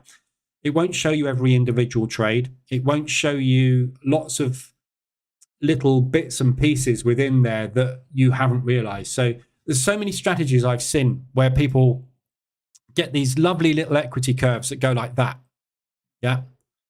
And they look good. They're taking losses, they're making wins, and they look like they're good equity curves. When you actually look at them, look at the trades taken, you find they're scalping 5 pips out the market a go, right? First thing with that is spread. Yeah. If the spread is that or that, if the spread is this, it produces that. If the spread is that, it produces that. That equity curve is now half of what it was. Yeah. If you get slippage more than that, that becomes 1.5. Yeah. Take commission out of it. That equity curve does that. So this equity curve that they showed you with this EA that scalped the Aussie CAD overnight in the lowest liquidity point of the day, where you can very rarely get a tight spread, if ever, yeah, produce that result in a back test. Put that on a live account. That happens because there's spread, there's commission, there's swap, there's slippage. There's a million things that can go wrong. One of the main things that goes wrong is the Aussie, New Zealand, and the yen have news overnight during that period where all these little 5 pip scalpers work. What happens when a news event makes a candle do that? You reckon your stop loss is going to get honoured there? Damn right it's not. It's going to get honoured down there. So that 5 pip scalp has just taken a 50 pip loss on a news event. Now it's got to do 10 trades to get that back at perfect execution conditions. I've produced loads of EAs that can produce beautiful profit curves in back testing. Forward testing fails dramatically because the conditions that you get in a back test are never right. Yes, you can simulate them. You can simulate slippage. You can simulate different spreads. You can test all of this. And when you do, you will find they don't work. That's why I throw them away. This is why I've got a million EAs in here, which are all basically pointless. They don't work. This is a tiny little amount of EAs that I've built over the years, but it's just, and this is why it's, try not to focus too much on getting a back test and getting a set that works. Trade it, watch it, adjust it as you go. That was the right decision today. I didn't make it. So what have I got to do now? Deal with it. Deal with it. I'm still in it, so I've got to deal with it for the rest of the day. So the rest of the morning is going to be spent watching the DAX, trying to find an exit. Probably going to take a loss this morning. Unless we get something like that in the next 2 hours, or it breaks down and collapses for some reason. There's no reason it will, because we haven't got any news to do that. In fact, we got Bailey coming up in a couple of minutes, but he's unlikely to move the euro, is he? So yeah, that's real world though. Not your Lambos. I got out after the incomplete gap fill. Good job, Emperor. exited long, and then initially saw sellers coming in, got out, break even. Perfect. There you go. There you go. So Emperor's got out of that. And this is what I mean. Two people trading the same strategy in exactly the same way. However, one of them pressed the button, the other one didn't. Totally different results. Both of you are looking at that back test. One of you is in a break-even situation. I'm in drawdown. Yeah. Both of us got the same back test result. Both of us got a different result today. Set trade today. Played guitar all day. Checked sell. TP hit. Lazy. That's always good. You got the right idea, Franco. Not watching the charts. That's the thing to do. Once you get into a trade, forget about it and move on and do something else. You can get a swap-free account. Yeah, those are Islamic. I'm not Islamic, am I? You can buy them without being a Muslim, can you? All right. Okay. I'm not bothered about it. I've survived 15 years with a swap account. I just not interested in swapping over to a swap-free account. Think about this, Robert. Brokers' sole purpose is making money out of every button press. So removing the swap, do you think, yes or no, they will make money out of you in another way? The commissions are higher, the spreads are higher, something else is different that makes them money, because they're not just going to go and give away their biggest earner. Swaps are calculated on overnight interest on loans taken out against your trades. They are still taking out loans against your trades, and they are still paying interest on those loans. That is not changing. Islamic people or Muslims do not pay interest on loans. Swaps are there. If the swaps aren't being charged to you, your commissions are higher or your spreads are worse. Or your slippage is worse. Something's worse. It's just not going to save you any money, I can promise you. They will get their money out of you one way or the other. If they're just not... It's like the prop firm saying, we're not going to do a equity drawdown. We're going to do an end of day drawdown, but we're going to reduce the overall drawdown from 10% to 8%. There's always, when there's a give or take somewhere. I've traded with, not hundreds of brokers, that's a total lie. I've traded with more than 10 brokers in my years, more than 10, more than that, probably more than 15, I'd say. There isn't one that's better than another. There literally isn't.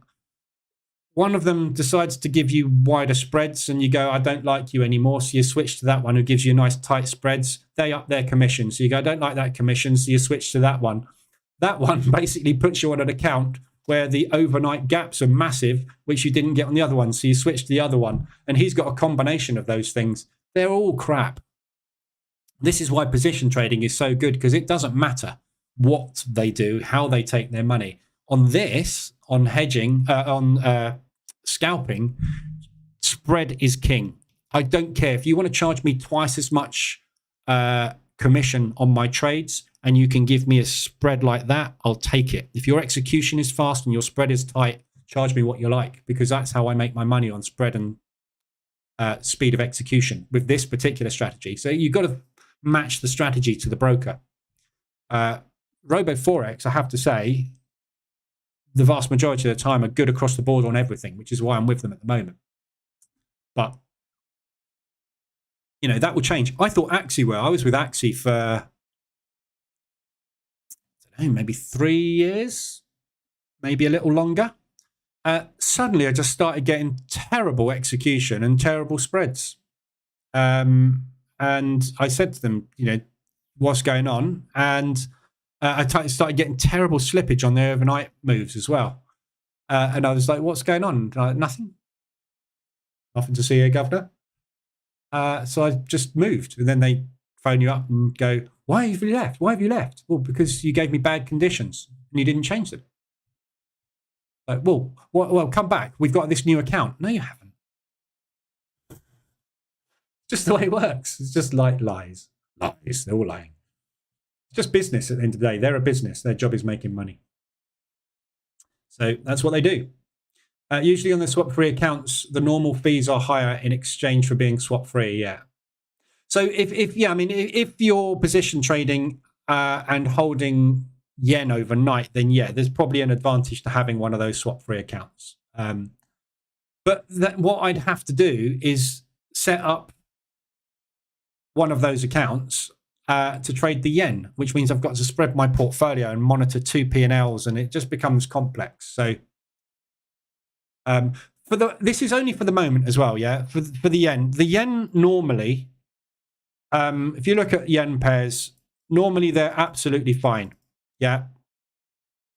You're not normally in something for such a long period of time, yeah. That's 4 weeks or something. You know, there's a week there. There's but look at this is the problem.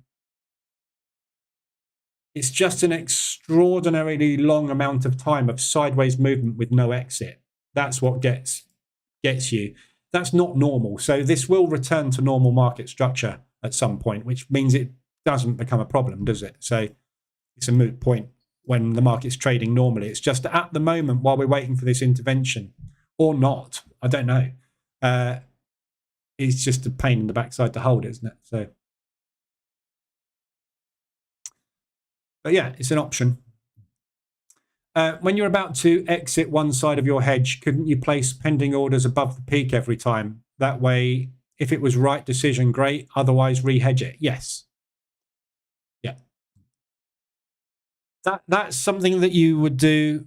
So here, I could have basically, this candle here was a sign of we've hit a wall. This candle here was a sign of this could well be a downward movement starting. The problem is, by the time I'd had the confirmation of that, I'd missed that much profit, 50%. So that's why I didn't take that, because it's only 1.1R. And if this is going to continue that way, what I would have to do is lock in another hedge there. So I'm locking in that loss plus that loss. Yeah. If you remember yesterday, that's exactly what I did. On the Kazakh just said something.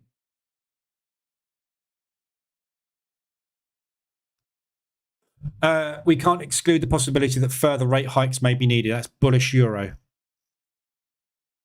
And there's nothing, we can't exclude the possibility that further hikes may be needed.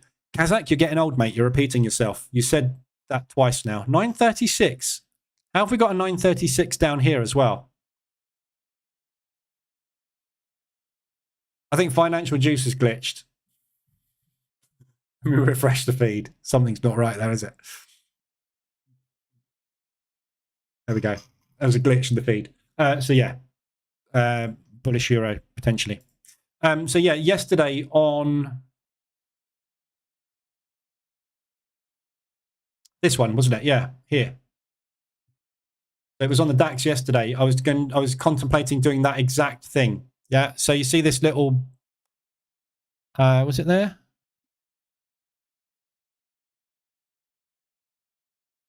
I can't remember what it was. It was somewhere around here. So basically, that was the exit. That was the short. And then what I was going to do, if you remember yesterday, I was going to re-hedge it there, wasn't I? Long.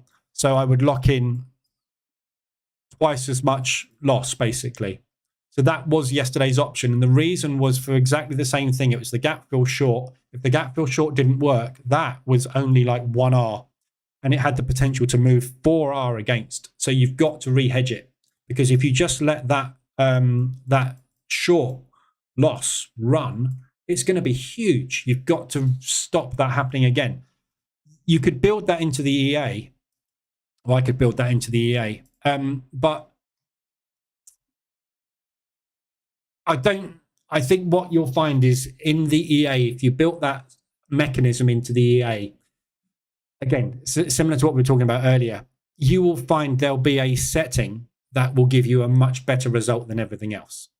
The problem with that is you will revert to that setting, and that setting might not be the one that gives you the long-term profit when that only happens a couple of times, that re-hedge scenario. So it's something that you need, I think you need to do manually.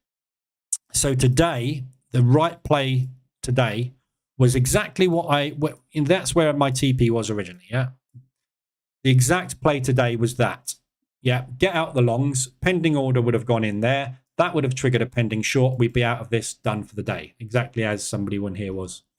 If that was not happening and that move then happened, you need to rehedge. So you're locking that and that. So instead of an $886 hedge, that would turn into something like a $1,500 or $1,700 hedge or something. So I'm doubling my hedge loss because I'm doubling the amount of hedges that I have. They're never going to be exactly the same amount of money because obviously the distances are going to be different depending on where you've got in and out of your positions. But that is the right thing to do. Protect your capital. Otherwise, you're just gambling, aren't you? You're going, get out. And if it goes up there, I'm just going to hope at some point it comes back down. When you're sitting in 15K of drawdown up here, hoping it comes down, that's just gambling. You can't do that. Which is why I would rather sit here in this than try and guesstimate getting out at an area I don't feel is where I thought it was going to. I was wrong today. That was exactly it. I was hoping we were going to come up and retest this area, in which case then there's only a little bit of movement to the upside before we come down. Whereas there's a lot of movement. Look how long it takes to do that. That's 1.5 hours to do that movement. Extrapolate that into that movement. You're probably looking at somewhere around about lunchtime being somewhere up there. It's a long, risky thing to hold it that far, that long. So, you know, in the grand scheme of things, I'm locking in a 0.67% loss on an 8.8 month. Take it on the chin. Night Franco, you've probably gone. Robo Forex is good on DAX. Everything else is not good. Well, it depends. It's your opinion, isn't it? Everybody's got something else they're looking for in a broker. I've not got a problem with Robo Forex with anything, really.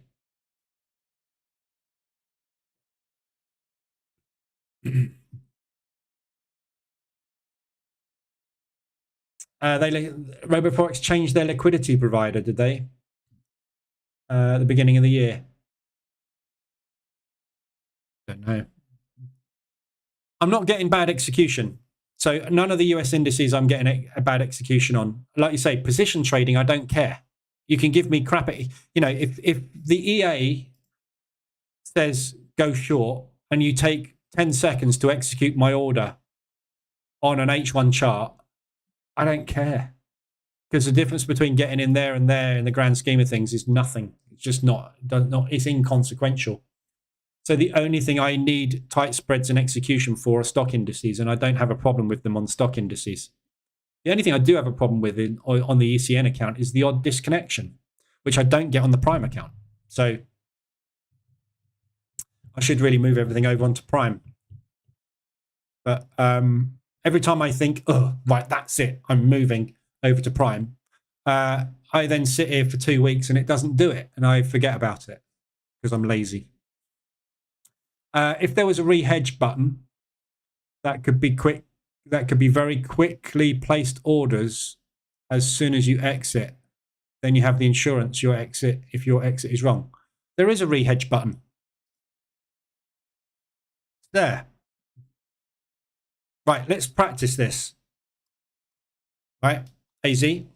This is an over-engineering experiment, okay? Do we need a rehedge button? So let's simulate it. Price is moving up. Okay. It's hit my TP. Those orders have closed. It's placed a pending order there. Price has pushed down, triggered my pending order. Okay. This has taken 15 minutes. Right. So what I've now got to do is place 2 orders to rehedge. Let's time how long it takes.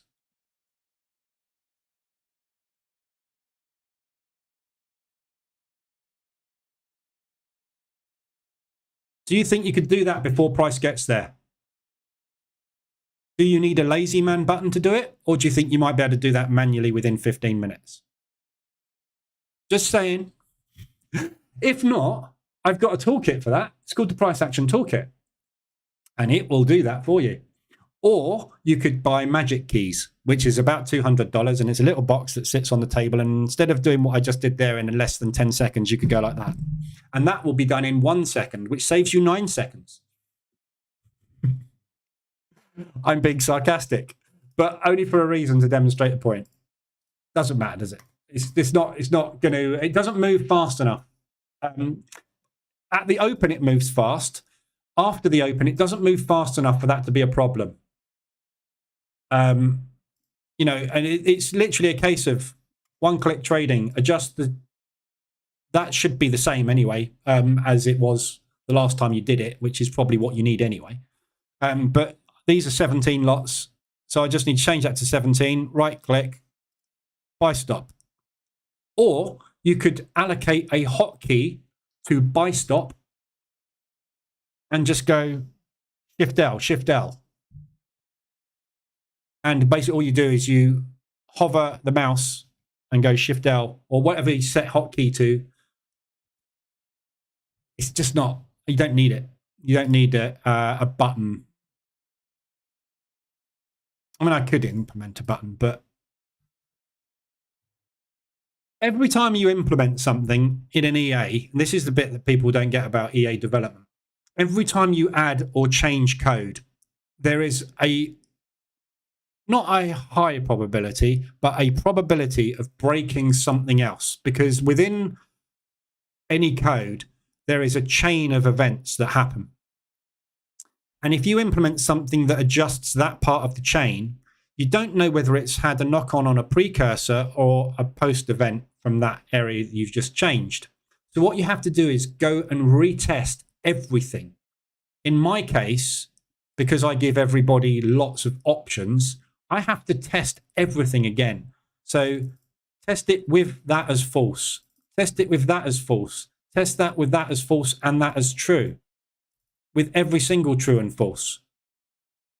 Yeah, so whenever I change a release and update to anything, it's not a case of, everybody says in Telegram, oh, it would only take you 2 seconds. It would take me 2 seconds to code it, but it would take me 2 weeks to retest the thing to make sure that it hasn't broken anything else.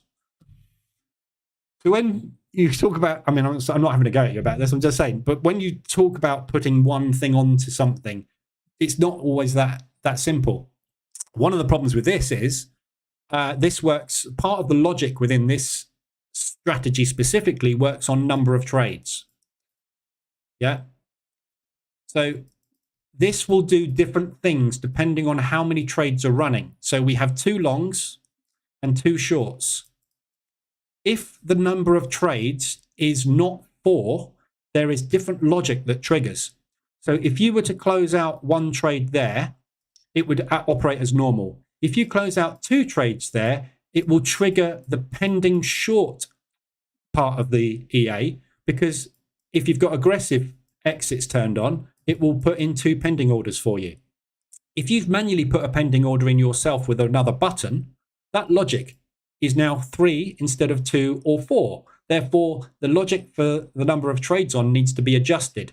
When I adjust that, it has a knock-on effect on whether or not there are a certain number of pending longs or shorts in place in the market as to whether or not I should place another one. So if it's just triggered 1, i.e. you've pressed the button once and you haven't pressed the button twice, there's a bit of logic that's going to go wrong. Yeah. This all causes complete confusion and everything has to be retested from scratch, because I'm not going to put something out there that's potentially going to break someone's account. So that's why I always I'm happy to fix problems, but anything that is a nice to have but could be done easily. It's the same in the web world. When I was running a web design company, customers used to say to me, what I want is a website that's going to sell X, Y, and Z. And I need it to be integrated into my account system. I need it to automatically update the shipping company, send off this, print the labels, do this, that, and the other. And I'm like, slow down. Have you bought any stock yet? No. I'm just starting the business. Okay, so you're going to automate it like Amazon, but you haven't sold a product yet. Maybe launch the website, see if anybody buys your crap. And then if there's a problem where it's taking you 10 hours a day to fill the orders, let's automate some of that. Yeah. it's just human nature that we try and crack the walnut and fix every problem before it occurs. And it's just, you know, I'm very much the same. I always like, right, I'm going to make this do exactly everyone. But when you actually think about it, really, it's not necessary. 90% of the stuff that gets automated, 90% of the inputs in the market reverse alerts EA are not necessary. They're there because people have asked for them. They're nice to haves, but they just cause everything to run much slower and be more complicated. Simple. Keep it simple. The amount of times you're going to need to re-hedge after it's moved that far and you're not going to be able to get an order on is a news event. And if you're re-hedging before a news event, you're going to learn that that's not what you should be doing. The chances of you ever doing that are very rare. So, okay. It's not going anywhere at the moment. We're stuck back at the opening range. So I might be just sitting here for the rest of the afternoon watching this. I don't mean hedging the aggressive exits, by the way. I mean hedging if price goes further than where we exited.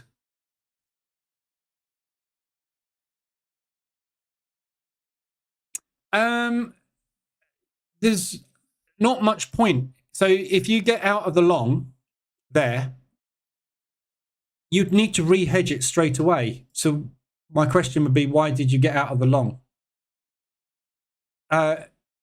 So if it pulls back, I can understand that. But the only difference between whether you're using an aggressive exit or not using aggressive exit is the number of shorts. If you are using aggressive exit, you've got 2 on there and 2 on there. If you're not using aggressive, you've just got 2 on. So the only difference is whether you need to place 2 longs or 4 longs. The mechanism for re-hedging yourself is the same. The quantity of orders is just different. So it doesn't make a lot of difference, does it really? But the thing with getting out of the longs is you're getting out as price is moving up. The reason to re-hedge, and this is why I would only do it with aggressive, really, because if you've got just these 2 shorts on and it continues to push, it's still probably going to come down at some point, which is going to bring you into profit. The only reason you need to be careful about re-hedging quickly is if you've got that aggressive short on, because you've doubled your risk. So you need to make doubly sure quickly that it doesn't push up, because that you're not only going into drawdown on that, you're going into drawdown on that now. And that drawdown moves twice as fast. So what percentage a month do you make on the DAX? I don't know. It varies.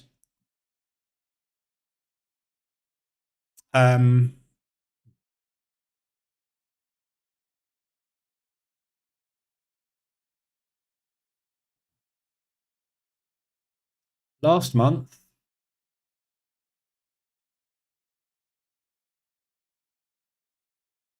I made, it's slow.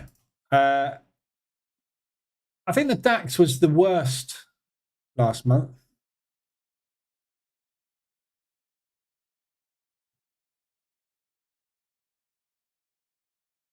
So the DAX, the other way around. So I made total 43K, 12K of that was on the DAX, 16K on the Dow, 12K on the S&P, and $1,700 on the NASDAQ. So 24%? I don't know. That's quick maths, isn't it? 42,913. 42,913. That's wrong. 12,342 divided by 42,913 is 28% on the DAX.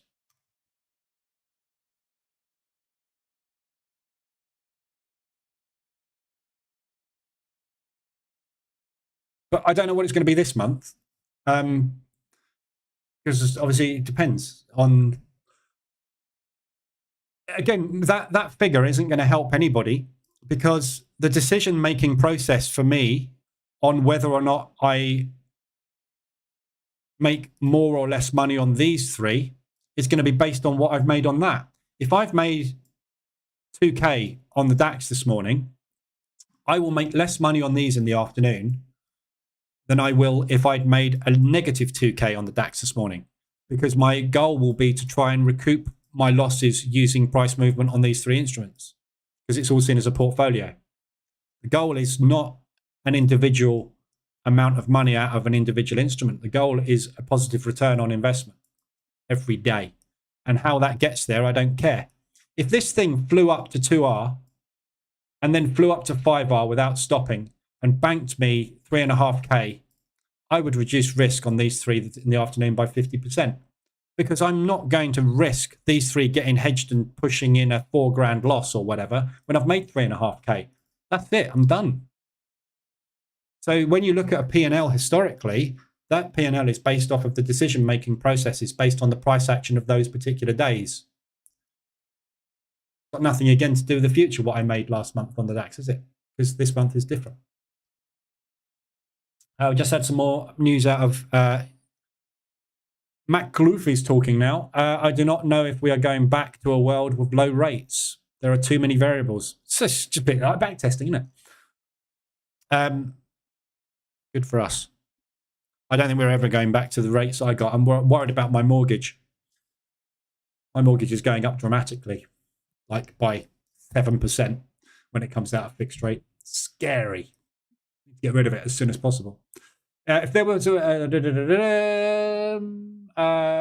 what language is MQL4 similar to? I don't know.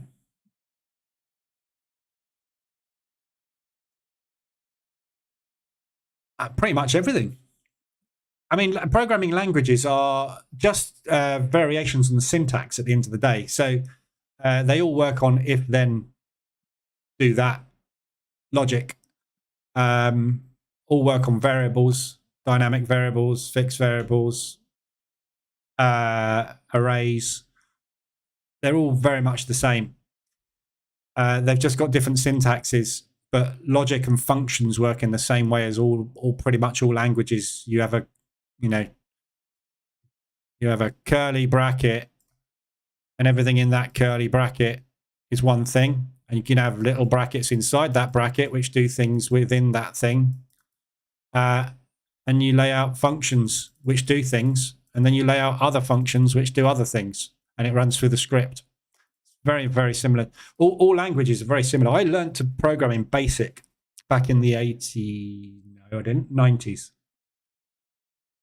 And BASIC moved on to C#, which moved on to C++, which moved on to PHP, MySQL. I mean, it's C#.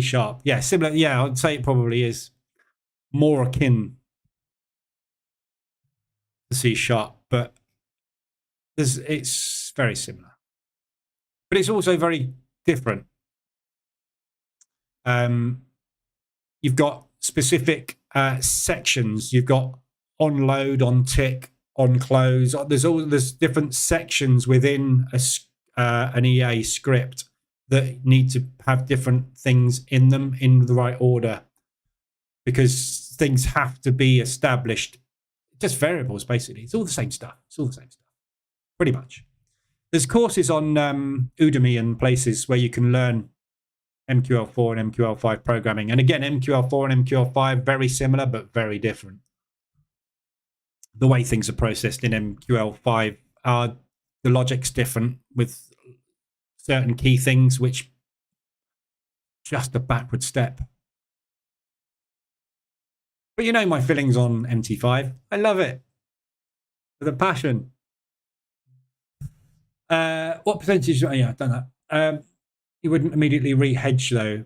So if you place the re-hedge orders in case it's going to do a 5R and you've exited at 2R, I think I've covered that, haven't I? I mean, if you're going to re-hedge, you can't re-hedge while price is moving up. You have to re-hedge when price has pulled back, because you wouldn't get out if it's moving up, would you? unless it hit your TP. But if it hit your TP, price is still moving up. You can't just put another hedge order there because it'll probably trigger that hedge and then it'll come down. So you just re-hedged on, you've just got in again on something that's moving in your direction. So you've got to have that pullback before you get in, which is why re-hedging is best, I think, on aggressive exits. Personally, but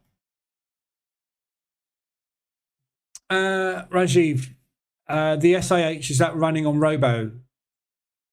So I've got it running on lots of accounts. No, it's not running on demo, no. No, it's not running on any demos at the moment.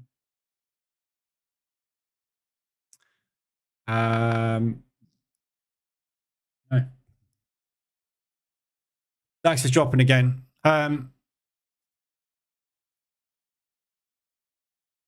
So today, I think I'm just going to leave this at the minute. I don't think there's a really easy exit on this.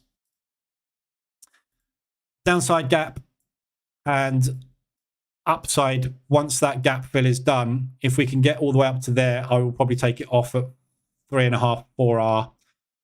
5R is yesterday's high. So those are your upside targets. If we can get there today, downside targets are all the way down there. The way this is moving today, I don't think there's any chance of getting anywhere, to be honest. So I'm just going to monitor it, but I think I will probably just settle on that as a loss today. Some people are already out, which is great. Well done. Good for you. But other than that, yeah, I think I'll wait for this afternoon and hope we get some decent movement out of the New York session. Oil is the only thing that I'm focusing on FX today, unless something moves. So I've got that final aggressive drawdown control entry on. Well, now we've broken through this level. That's it. I think we're stuffed. So going out to the 4-hour chart to show levels, really. This point here. Yeah, so there's my stop. These highs, the 3 high peaks there, which is akin to that, I think, support bounce. So that whole zone is support. If that doesn't hold and we break down through that level, we're coming somewhere in that area. I don't know where, but I'm going to have to start chopping some of this off. So oil is just not playing ball. But we have got oil inventories this afternoon, so there is a good chance of getting out. So we'll see where we go. But yeah, that's all I'm looking at today. Everything else is just working positions, and we'll have a look at where they are later. But the main thing I've got potentially for profit take today is Euro US dollar. So that's about 0.3%. Euro odd might hit as well. Yeah, nothing much else really moving at the moment, and there's no reason for it to move because we've got no news. So Powell speaking later, might get something out of that. We've just had Bailey speaking. He's not really... Oh, he's still talking. Bailey's still talking, but doesn't seem to be anything impactive. Again, talking heads at the moment, I've got nothing they can say because everything is just... it's all buggered, isn't it? So... we'll wait and see what happens with those, but we might get something this afternoon. That is 15 minutes before the market opens, so there is a potential for a very aggressive open. I remember Pascal. Yeah, Pascal. Yeah, that was the other one, wasn't it? Yeah. Basic to Pascal, Pascal to C#, C# to PHP. I forgot about Pascal. I did Pascal in college after Basic. Pascal was level 1. I did a BTEC National Diploma in Computer Science. Level 1 was Basic. Level 2 was Pascal. As soon as you got to Pascal, it got really complicated. There's none of that 10, print, hello, 20, go to 10. Hello. That's not what we did in college, obviously. We made it say all sorts of weird and wonderful things. But yeah, Pascal. Yeah, functions. That's where it all got complicated because it wasn't just writing lines of code. It was writing lines of code to store stuff that you could then reference from other lines of code. And that was infinitely more complicated. Used Pascal in Delphi. Yeah, I remember Delphi. Oh, those are the days. When life was simple. You didn't have massive bills to pay. Didn't have to earn 10 grand a month just to pay the mortgage and look after the kids and the wife. I could just go out and get drunk every lunchtime and every evening. College, good fun. Right, I'll leave it there today. So yeah, just monitoring this lot, trying to deal with this complete cock up this month. Other than that, monitoring the DAX, seeing if we get any movement. If we get any movement, I'll post in Telegram, but I don't think we're going to get anything. So hopefully this afternoon you'll come back and I'll be $800 lighter. But we'll make that back this afternoon. Anything you need, let me know. I'll be in Telegram. No news to worry about. Just keep an eye on, obviously, the financial juice feed. But other than that, there's nothing else to look at today. So it's just normal market movement. We've got no ADRs. We've got no RSIs. It's literally flat market today. Nothing to do. So we're waiting for something to happen. So patience, go and do something else and come back later. So I'll be back tomorrow morning, 7:50 and 2:20 this afternoon for the New York session. Anything you need, I'll be in Telegram. Other than that, I will see you guys next time. Have a good day.